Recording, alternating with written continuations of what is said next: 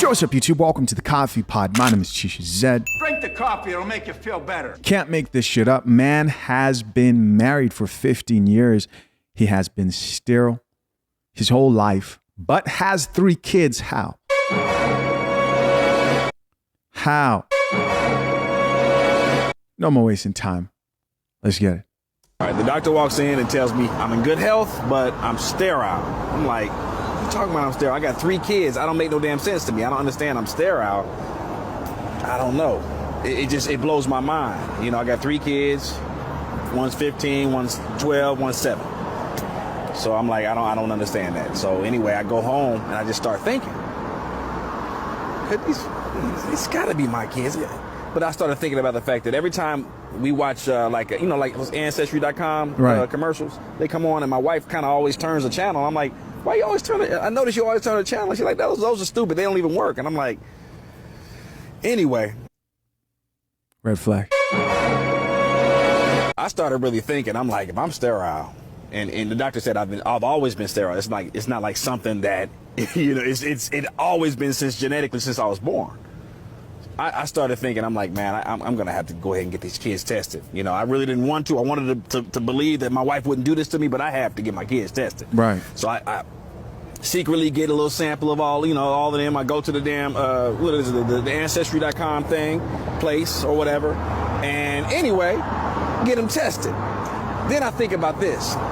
My wife got a birthday coming up. We're going to throw this big birthday bash. We already even planned on it. So, you know, basically I got the whole birthday bash planned. And then basically what happens is I get all of our families there, birthday bash. I get the popular mixologist in town. Chief of police comes because he works with my wife sometimes at our company.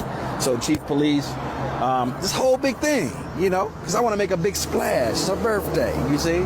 So what ends up happening at a certain point, we bring the big birthday cake out. You know those big birthday cakes you see on the movies? Right. Got one of those big ones. And then I had a woman come out and she held up the sign that said, "You lying bee." And it blew everyone's mind. It blew her mind. What is this about? What is this about? And I was like, you know what? No, what this is about? It's about the fact that this mixologist is his son. Hey, let meet your daddy right here. I straight up had to tell him, this is your dad. Drink the coffee. Drink the coffee, it'll make you feel better. Is this a real story, man? The fact that it looks like he's doing an interview, I'm going to assume it's real. Let's keep listening. Chief of police, hey, so 15-year-old mixologist, that's his daddy. The whole city got to hit. Chief of police, mayor. Chief of police, the 12-year-old, that's his daddy. And I mean, I was hurt. I mean, I was so hurt. I decided I just had to sleep in my car. Man, I couldn't be in this house. I couldn't be around her. Just all these lies. I mean, I've been raising these kids for 15 years.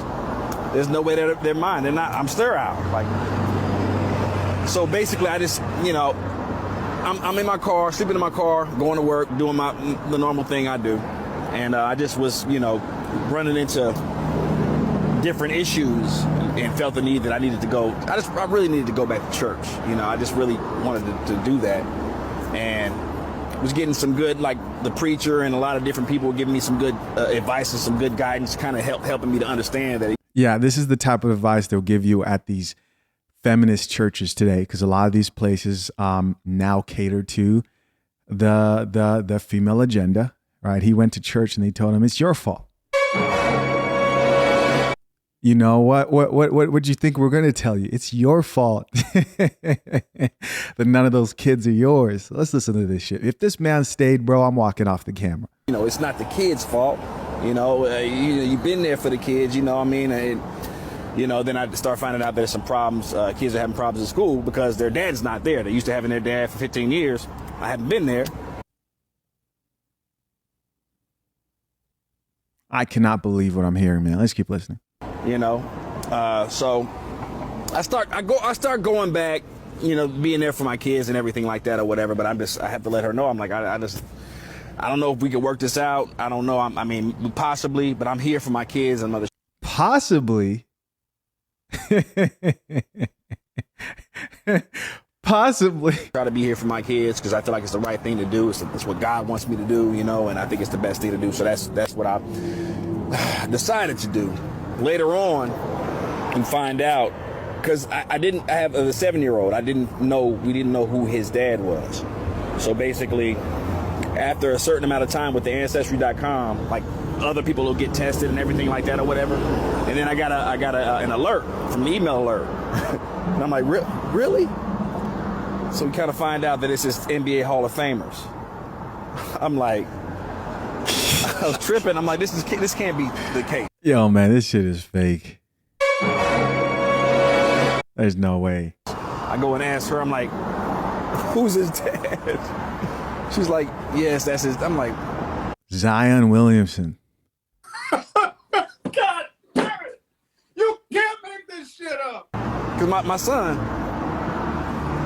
I mean, man, my son, he could ball. I mean, he could ball, and I ain't got no athletic skills, you know. But yeah, I mean, the thing is, me and my wife are still trying to work things out. I moved back in, but I'm not in the same room. You know, luckily we have multiple rooms. I'm there for my kids, even though they're not my kids, but they are my kids. I mean, I'm there for my kids. I'm the only father they know. So I've been doing the best that I can with this whole situation. One thing I'm Okay. Yeah, listen, I'm not going to believe this story. I refuse to believe this story. I refuse. I'm sorry, man. I can't do it. Has to be fake. Let's get these comments over with. First comment here says, much respect to the wife. She found the perfect guy for her. Yeah, for sure. Another comment here says, if I raised the kids, I would be there for them, but the wife would no longer be with me. Another comment here says, did all that ... just to still end up staying. Yeah, what an idiot. And somebody else responded and says, he better than me because yeah. Another comment says, son, maybe it's my maturity level, but throw the whole family away. It's definitely abandoned ship. Pull the whole plug. Another commenter here. This is a woman. Guys, watch this. I bet you the women are going to, let me not be negative. I think they're going to blame the guy, but who knows? Next comment here from a woman says, men don't go to the doctor enough. There you go. It's his fault for not going to the doctor enough. Another woman here says, if you knew he couldn't have kids from the jump, why stick around and claim these kids? How dare you claim these kids? What an evil man. Another woman responded back to her and says, he didn't know, he just found out he was sterile. And she responded and says, how did he know he was sterile since birth? That's what threw me off, right? You know, this chick pays attention to life. And somebody else responded and says, the doctor said, being sterile is not something that develops. You're born that way. Another woman here says, she was dead wrong for that. Shaking my head. It's women like her that make it hard for good women. So she is assuming there she's a good woman. Another woman here says, I feel bad for the kids. That's an awful way to learn about something like that. I get the guy being hurt, but still, that's not okay to me. So she gets the guy being hurt, but she feels bad for the kids. She does not feel bad for the man. These women don't care, bro. The vast majority of these women aren't taught to sympathize with the man's pain. And should they? Maybe a little bit. Will they? No, most likely not. Somebody else responded and says, F the kids, feel bad for him. And somebody else here says, because you, the type of 3 or 4 to do some shit like that. Another person here, a woman added, I just know he's lying. I hope he is. I hope this story is not true. And another person here says, why you can't sue women for shit like this? And somebody else responded and says, no, I think you can, right? Next comment here says, Nicole, not once, but 3 times. She deserves the embarrassment plus some. And finally, a few more comments here. This next one says, he's one of them people that tried to say basic words fancy as F. The F is sterile. Another comment says, this is the type of lie you tell your Uber driver for no reason. That's funny. Another person here says, they need to start requiring paternity tests at birth, married or not. That is true. They do. But why won't they? Because what if it's negative? Now they have to go find out who the actual father is. Too much money and too much work for the states to go do that. And so they plan on idiots who choose to not get their women tested and take their word for guarantee. As promised, I said, if he stays, I'm walking out. Peace.